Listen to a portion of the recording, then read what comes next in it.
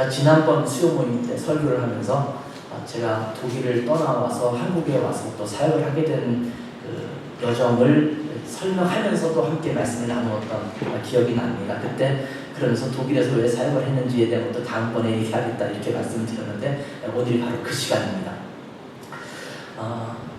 오늘 본문은 여러분께서 잘 아시고 있는 말씀이죠. 예수님께서 돌아가신 후에 제자들은 어느 한 집에 숨어 있다가 그곳에서 부활하신 예수님을 만났습니다. 그리고 예수님 말씀대로 마가의 다락방에 함께 모여 있으면서 열심히 기도하는 그런 시간들을 보냈죠. 약 열흘 정도 이렇게 시간을 보내면서 성령 충만함이 그들 가운데 임하는 오순절의 경험을 하게 됩니다. 그리고 나서 그들이 성령 충만함을 경험하고 했던 일들은 뛰쳐나가서 복음을 전하는 일입니다. 예수님께서 우리 모든 사람의 죄를 대신 짊어지시고 십자가에 돌아가셨고 다시 부활하셨습니다. 그 예수를 믿으면 여러분들도 구원받습니다. 이 소식을 뛰쳐나가서 외치는 일들이 일어납니다. 성령님의 강한 역사로 말미암아 믿는 사람들이 굉장히 많아지기 시작했죠. 그리고 예루살렘 교회가 탄생했습니다. 그리고 예루살렘 교회는 엄청난 부흥을 경험했습니다. 수만 명이 넘는 그런 사람들이 예루살렘 교회에 모였다고 해요. 예루살렘 교회 성도들이 몇 명이었냐 이런 걸 또 연구하시는 분이 있잖아요. 근데 저도 잘 모르지만 최소한 한 2만여 명 됐을 거다 이렇게 추측을 하거든요. 한번 베드로가 설교할 때 3,000명이 죽게 들어가고 또 그 다음에 5,000명이 들어오잖아요. 근데 처음에 시작했던 사람이 120명이잖아요. 그러면 최소한 8,120명은 아마 성도가 될 것 같아요. 저는 그래서 뭐 대형교회를 이렇게 욕하거나 그러지 않습니다. 초대교회 때부터 이미 대형교회로 교회가 시작했던 것 같아요. 물론 지금 우리가 보는 대형교회와 굉장히 결은 다르고 형태는 좀 달랐던 것은 알고 있습니다. 그런데 예수님께서 이렇게 제자들을 모아놓고 마지막 실천하시기 전에 마지막 하셨던 말씀을 여러분 기억하십니까? 복음서마다 끝부분에 나와 있고 지금 저희 교회 앞에도 이렇게 써 있잖아요. 사도행전 1장 8절 말씀이 이렇게 쓰여져 있는데 예수님께서 돌아가시고 부활하신 다음에 승천하시기 전에 제자들에게 마지막으로 분부했던 말씀이 바로 사도행전 1장 8절 말씀입니다. 오직 성령이 너희에게 임하시면 너희가 권능을 받고 예루살렘과 온 유대와 사마리아와 땅 끝까지 이르러 내 증인이 될 것이다. 이렇게 말씀을 하셨습니다. 그런데 제자들이 하나님의 놀라운 부흥을 경험하면서도 그때 말씀하셨던 그 말씀을 온전히 기억하지는 못했던 것 같습니다. 왜냐하면 너희가 성령을 받으면 예루살렘뿐만 아니라 온 유대를 넘어서 사마리아 땅끝까지 복음을 증거하라고 말씀하셨는데 그들은 예루살렘에서만 모여 있었고 예루살렘 안에서만 큰 복음을 경험하면서 그것을 누리고 있었습니다. 그렇게 복음을 증거하는 때에 예루살렘에 있는 정통 유대인들이 예수를 믿는 사람들을 핍박하는 일들이 극에 다다랐습니다. 극에 다다랐던 그때에 스데반 집사가 돌에 맞아 죽는 순교의 현장이 그때 경험되죠. 정통 유대인들이 볼 때는 예수 믿는 사람들은 전부 이단들이었거든요. 그래서 그 이단들의 수괴 중에 한 사람이었던 스데반 집사를 이렇게 돌로 쳐서 죽이는 일이 벌어집니다. 이때에 그리스도인들을 핍박하기 위한 사명을 띠고 있었던 사람 중에 하나가 회개하고 그리스도인이 될 뿐만 아니라 위대한 주님의 사역자로 사역을 감당하게 되는데 그 이름하여 사울이라는 사람이었습니다. 그리스도인이 된 이후에 바울이라는 이름으로 바뀌게 되죠.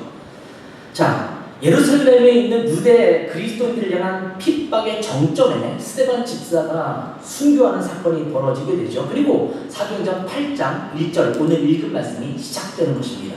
사울이 바울로 바뀐 사울이죠. 그의 죽임당을 마땅히 여기더라.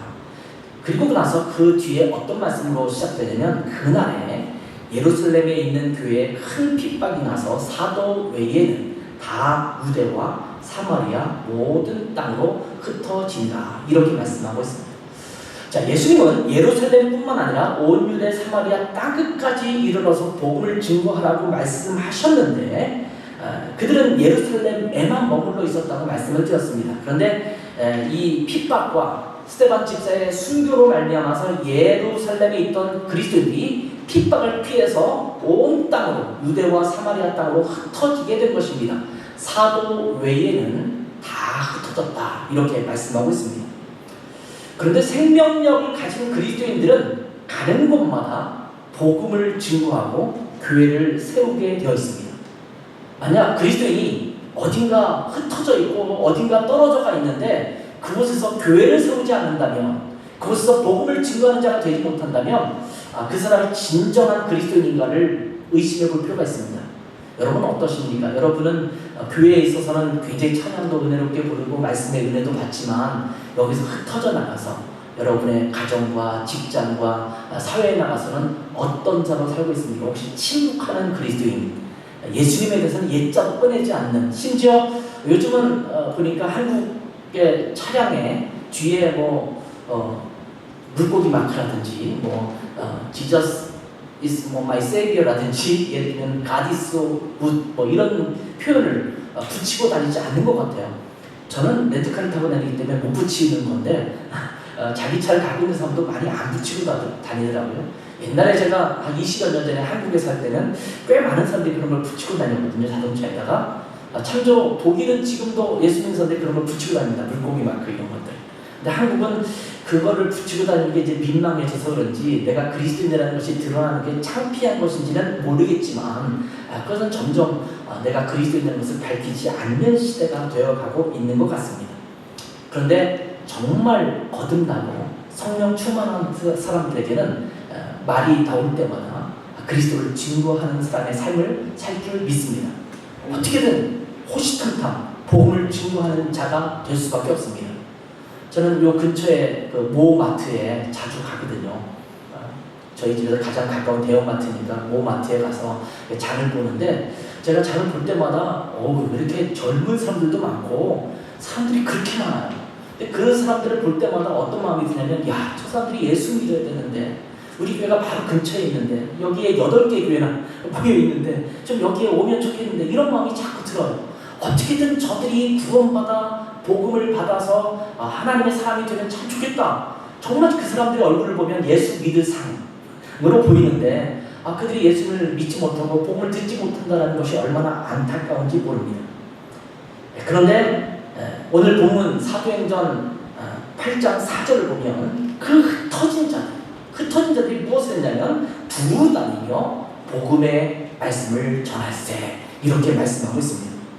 여기서 흩어진 사람들이 헬라어로는 디아스포라라는 단어가 사용되죠. 많이 들어본 단어죠. 디아스포라.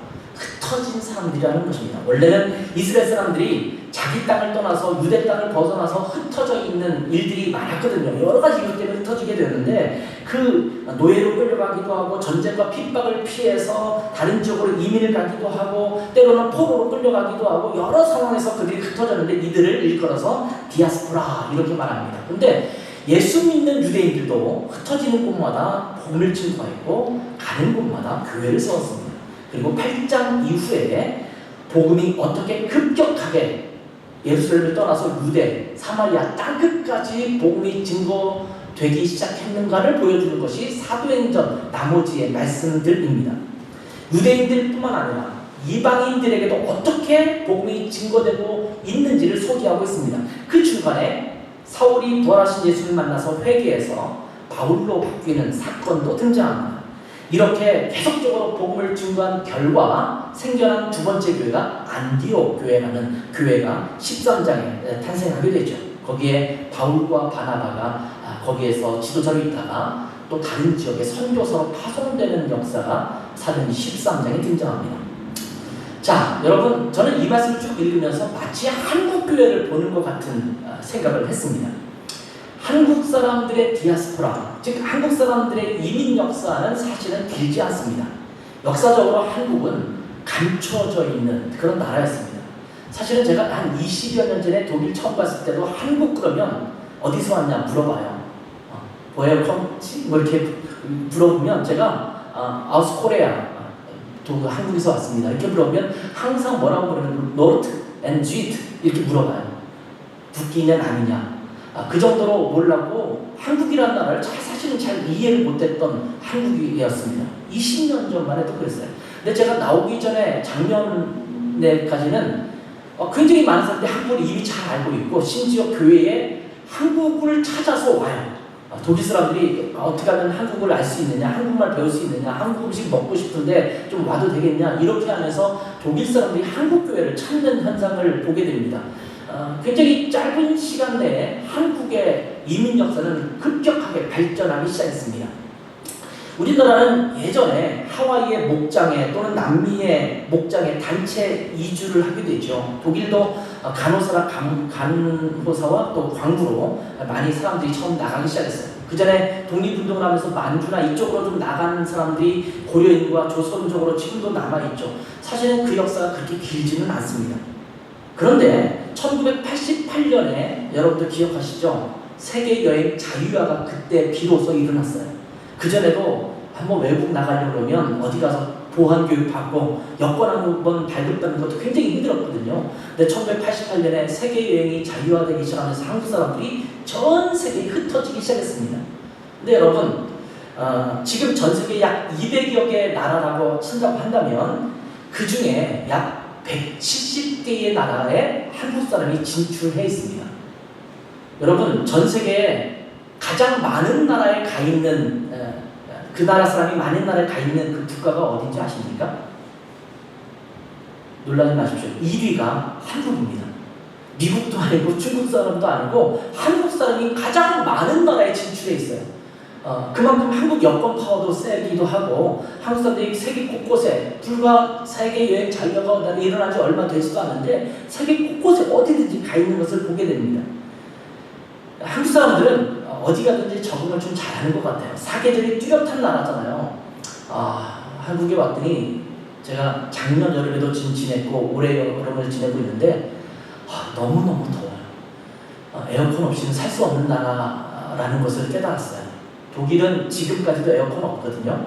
여름에 정말 더울 때는 38도까지 올라가는데도 건조하니까 그늘에 가면 시원해요. 그래서 집에 에어컨이 있는, 가정집에 에어컨이 있는 집이 거의 없습니다. 부자라고 해서 있는 게 아니거든요. 근데 한국 왔더니 엄청 더워요. 겨울에는 되게 춥습니다. 사계절이 굉장히 뚜렷한 나라잖아요. 심지어 황사를 견디면서 살고 있는 사람이 한국 사람들 아닙니까? 무덥고 공기도 별로 좋지 않고 이런 상황 속에서 살고 있다 보니까 세계 어느 곳에 가서도 적응할 수 있습니다. 밀림 지역에 가서 습하고 더운 지역에 가서도 넉넉히 견디죠. 알래스카 같은 그 추운 나라에 가서도 사업에 성공하면서 잘 지내고 있는 사람이 한국 이민자들입니다. 굉장히 성공적으로 잘 살고 있어요. 적응을 잘 하고 있습니다. 계절의 영향을 별로 받지 않습니다. 그 사막, 사하라든지 이런 사막 지역에 가서 건설 현장에 가서 일했던 사람이 한국 사람 아닙니까? 그것을 잘 견디는 사람이 한국 사람이죠. 그리고 한국 사람들은 가는 곳마다 억척스럽게 잘 적응합니다. 안정적인 삶을 살고 있습니다. 한국 사람들은 먹는 것도 잘 먹어요. 저는 한국에 와서 놀란 것 중 하나가, 여러분은 서서히 여기서 경험했으니까 모르겠지만 허거라고 있죠. 이렇게 매콤한 그런 중국 요리가 있는데 그걸 그렇게 사람들이 잘 먹는 걸 보고 깜짝 놀랐어요. 그게 쉽지 않거든요. 고수 있잖아요. 고수를 넣어서 베트남 쌀국수 이런 것도 그렇게 즐기는데 저는 그 고수에 입 박히는데 시간이 좀 많이 걸렸거든요. 근데 한국에 와보니까 웬만한 외국 음식이 그 나라 음식만큼 잘 만들어지고 있고 한국 사람들이 굉장히 잘 즐기고 있어요. 이상한 향 나는 것도 그렇게 잘 즐겨요. 한국 사람들은 몸에 좋다고는 다 먹거든요. 다 경험해보려고 노력하거든요. 그러니까 사실은 아프리카 같은 데서 이상한 음식을 줘도 먹고 살고 있고 또 인도 같은 데서 그렇게 막 손으로 집어먹는 것도 먹고 살고 있고 또 고급스럽게 이렇게 칼질하면서 먹는 것도 또 잘 적응해서 잘 먹고 있어요. 그러니까 얼마나 한국 사람들이 가는 곳마다 적응을 잘하는지 모릅니다. 한국 사람이 언어도 굉장히 잘합니다. 어떤 사람은 한국 사람이 이렇게 갸우뚱하시는 분이 있지만 여러분 한국 사람들이 미국 가서 한 1, 2년 이민 생활하면 혀가 꼬부라지고 안녕하세요. 미국에서 하는데 이러면서 한국 사람만 있는 게 이렇게 한국말이 쉽게 막 언어가 바뀔 정도로 혀가 꼬부라지는 사람이 별로 없거든요. 한국 사람들은 가면 곧바로 적응을 해요. 독일어를 그렇게 잘하지도 않지만 제가 처음에 가서 독일어를 배우러 다녔는데 한국 사람이 발음을 비교적 잘해요. 이런 발음하는 거를 굉장히 잘해요. 제 옆에 중국 사람과 베트남 사람이 같이 독일어를 배웠는데 그 사람들은 발음이 안 돼요. 정 안 돼요. 아무리 하려고 해도 애쓰고 노력해도 안 되는 부분이 많아요. 미국 사람도 참 쉽지가 않거든요. 미국 사람들이 발음하는 거 보면 아멘을 못 하잖아요. 아멘을. 그래서 에이멘 그러잖아요. 간혹가다 한국교회에서도 잘난 척하고 에이멘 하시는 분들이 있어요. 히브리어 헬라어도 아멘입니다. 왜 그걸 자꾸 발음 못하는 미국 사람의 에이멘을 따라하는지 모르겠어요. 지저스 그러는데 지저스도 헬라어나 히브리어 다 아시잖아요, 여러분. 헬라에서도 예수스라고 그러고 독일도 예수스라고 그냥 예수라고 발음하죠. 근데 미국 사람들 그 발음 못하잖아요. 지저스. 미국 사람들은 모든 언어를 자기식으로 바꿔서 말해요. 제가 미국이 독특하다 생각했는데 어느 날 갑자기 그런 깨달음이 왔어요. 아, 미국 사람들이 언어를 못해서 그러는구나. 할 수 없이 전 세계 공통어가 영어가 될 수밖에 없구나. 언어를 못하는 애들이니까 다른 사람이 영어를 써줘야 돼요. 그런 정도로 한국 사람들은 어디 가든지 굉장히 잘 적응합니다. 그런데요, 참 재미있는 것은 한국 사람들이 사는 곳마다 교회가 세워지기 시작합니다. 보통 우리가 중국 사람이 3명 이상 모이면 음식점이 생겨난다 그래요. 식당이 생겨난다. 또 일본 사람 3명이 모이면 비즈니스가 일어난대요. 근데 한국 사람이 2명 모이면 3명 모이면 교회가 생겨납니다. 5명 모이면 교회가 금방 2개가 됩니다. 분열해서. 뒤에 거는 좀 아픈 얘기긴 합니다만 아무튼 가는 곳마다 교회가 생겨나요. 여러분, 한국 교회가요 1970년대 이후에 폭발적인 성장을 경험했습니다. 물론 그 이전에도 평양 대부흥운동이라든지 그런 부흥운동이 계속 있었습니다만 제가 보기에는 1970년대 80년대에 이르러서 아주 엄청난 최고 극치의 부흥을 한국이 경험합니다. 저는 1974년에 있었던 74 엑스플로 74가 있었던 걸 기억하고 있고 1980년에는 그 세계 복음화 대성회가 여의도에서 열렸죠. 혹시 가셨었나요? 저는 그 현장에 있었습니다. 저도 그 현장에 있으면서 선교사 헌신하고 막 그랬거든요. 그때 수십만 명이 이 여의도 공장에 모였습니다. 아주 한국교회의 이 성장이 극에 달할 정도의 성장을 경험했습니다. 그리고 나서 세계여행 자유화가 벌어졌고 한국 사람들이 흩어져 외국으로 가기 시작했어요. 한국의 교육 환경이 나빠진 이유는 하나님의 섭리라고 저는 생각해요. 아이들 교육 때문에 자꾸 내보내잖아요. 외국으로 내보내고 가고 이러면서 여러 가지 이유 때문에 한국 사람들이 전 세계로 흩어져 있는데 그새 우리나라가 전 세계 몇 위라고요? 세계 많은 나라에 진출한 숫자로 볼 때 1위가 한국이라고 말씀드렸잖아요. 엄청난 일입니다. 근데 아까도 말씀드렸지만 가는 곳마다 교회를 세워요. 제가 왜 이 말씀을 드리냐면 사도행전에 보면 성령이 그들 가운데 폭발적으로 역사하시면서 성령 충만함을 경험하고 그들이 복음을 증거하기 시작했는데 그들이 핍박을 받아서 전 세계로 흩어지기 시작했거든요. 그러면서 가는 곳마다 복음을 전하고 그들이 교회를 세우는 일을 초창기에 사도행전 초창기에 했는데 하나님께서 이 시대에 한국에게 그런 일들을 벌이시고 있다라는 생각을 하게 됩니다. 사실 한국교회는 전 세계에서 선교사를 2번째로 많이 파송한 나라입니다. 1위는 아마 짐작하다시피 미국입니다. 그만큼 괄목할 만한 성장을 한 그런 나라입니다. 그런데 하나님께서 점차적으로 한국 사람들을 해외에 이주시키고 있습니다. 그리고 가는 곳마다 교회를 만들고 있습니다. 하나님들이 가는 곳마다 복음 때문에도 교회로 오지만 한국 사람들이 모여서 친교하고 한국 음식을 먹기 위해서 그들이 함께 모임을 갖기 시작합니다. 그래서 해외에 있는 한국 교회들은 부지런히 그 지역에 있는 한국 사람들을 전도하기 시작했습니다. 그래서 교회가 점점 성장했습니다. 제가 있던 드레스덴에서는 오랫동안 드레스덴 한인교회라고 하는 제가 다녔던 교회밖에 없었어요. 근데 한국 사람이 전체적으로 한 400명, 500명 살고 있을 때에도 저희 교회 성도 출석수만 한 150명 넘었어요. 그러니 독일 사람들이 볼 때 신기해하는 거예요. 한국 사람이 여기 사는 사람이 500명 밖에 되지 않는데 동양에 있는 어느 낯선 나라 사람들이 와서 교회에 모이고 있는데 매주 모이는 거 보니까 자기들보다 더 많이 모이거든요. 북적북적거리거든요. 그 모습을 보면서 깜짝 놀랄 정도로 이제 가는 곳마다 한국 사람들이 교회에 몰려들기 시작했습니다. 그런데 자, 사도행전 11장으로 가봅시다. 사도행전 11장 가면 유대 그리스도인들이 디아스포라가 되어서 가는 곳마다 복음을 증거하기 시작했는데 처음에 복음을 증거할 때는 누구에게 전했느냐? 유대인에게만 전했습니다. 19절에 보면 이렇게 기록하고 있죠. 때에 스데반의 일로 일어난 환란을 인하여 흩어진 자들이 베니게와 두브로와 안디옥까지 이르러 돌을 유대인에게 유대인에게만 전하는데, 누구에게만 전했다고요? 유대인에게만 전했다는 거예요. 저는 한국교회도 보니까 초창기 한국교회들이 막 생겨날 때는 그 주요 타겟이, 복음을 전하는 타겟이 누구였냐면 한국 사람들이었어요. 그 안에 흩어져 있는, 이제 한국에서 외국으로 와 있는 그 한국 사람을 대상으로 해서 복음을 전하기 시작했습니다.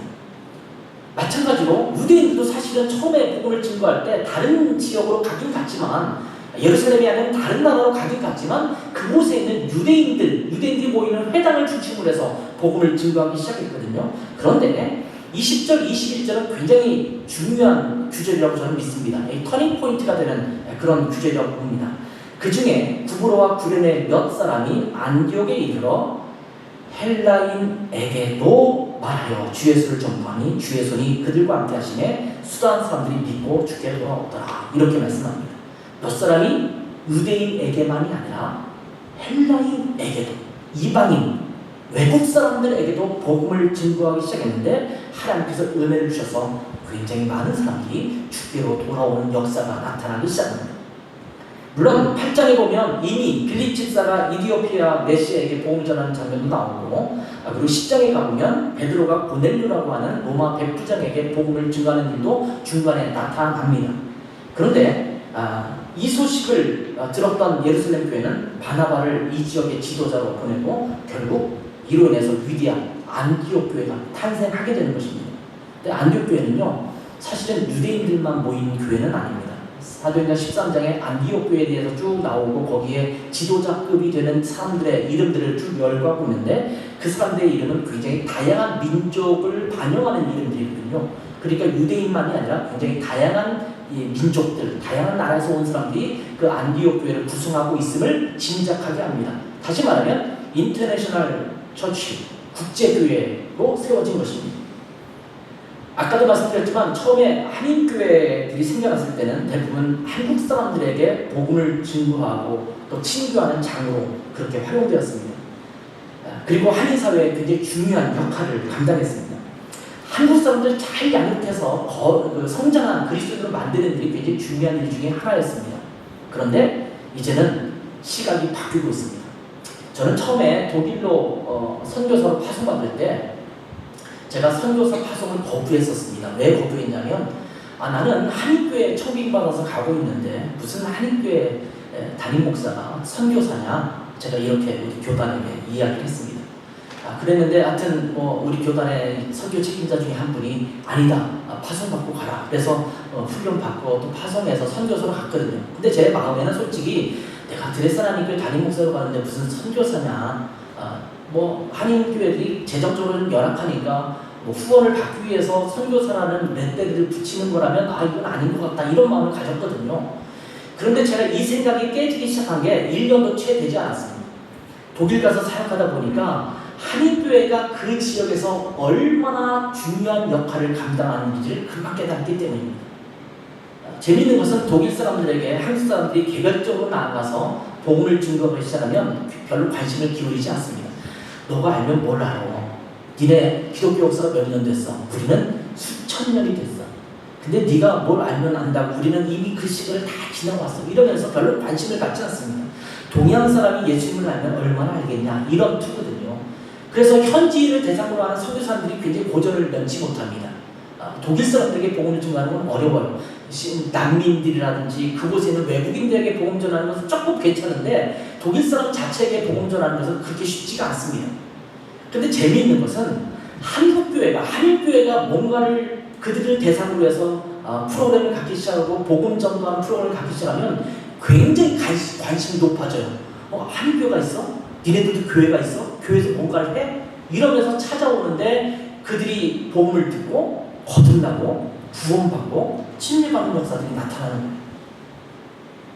한 개인 선교사가 선교지에 가서 현지인들에게 복음을 증거하는 것보다 오히려 한교회가 그들을 향해서 사역하는 것이 훨씬 더 효과적이고 효율적인 그런 결과물을 낳는다는 것을 제가 알았어요.